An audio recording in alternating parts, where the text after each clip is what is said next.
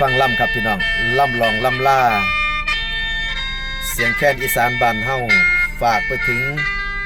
ทุกหม่องทุกบ้านทุกแก่กันแล้วกันเด้อผู้มักฟังลองฟังล่ำผิดพลาดประการใดต้องขออภัยนะครับ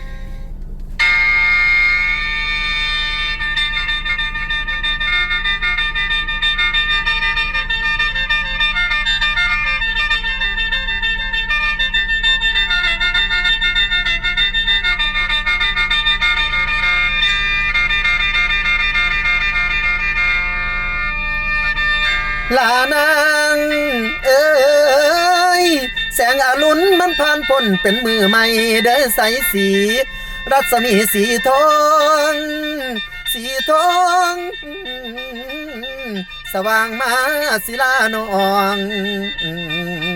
และแสงตามองเมื่อทั้งกำอุบลคำพ่อแต่ป่าทั้งห่วงหลังทั้งห่วงหน้าคิดน้ำสู่กะทอกันละคิดฮอดเด้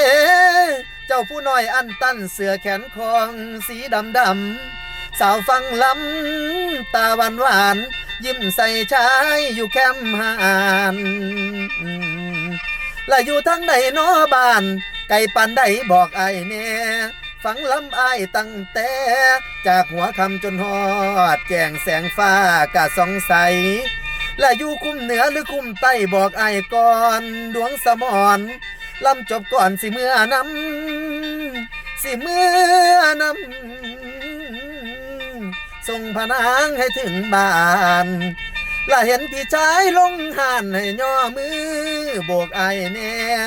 เสียงลำบอกตั้งแต่จากดวงใจอันน้อยน้อยที่ร้อยลองเข้าใส่หูละถ้าก่อนเด้อยอดสู้อย่าเฝ้าห่วงความนอนหลายไก่ปันใดเด้อเฮือนเด้ออยากแวะไปกินน้ำสาวคนงามฟังลำจนแจ้งสองสุขใจปองเมื่อเห็นน้องยิ้มหวานหวานอยากฝากหักกับน้องไว้นานนานชั่วนิรันดร์จะหักน้องสุดหัวใจและยามห่างไกลใจยังอ่อนวอนแฟนศิลากรไกลลาคอนแล้วลาทานโอ้ยงานน่าจังพบกัน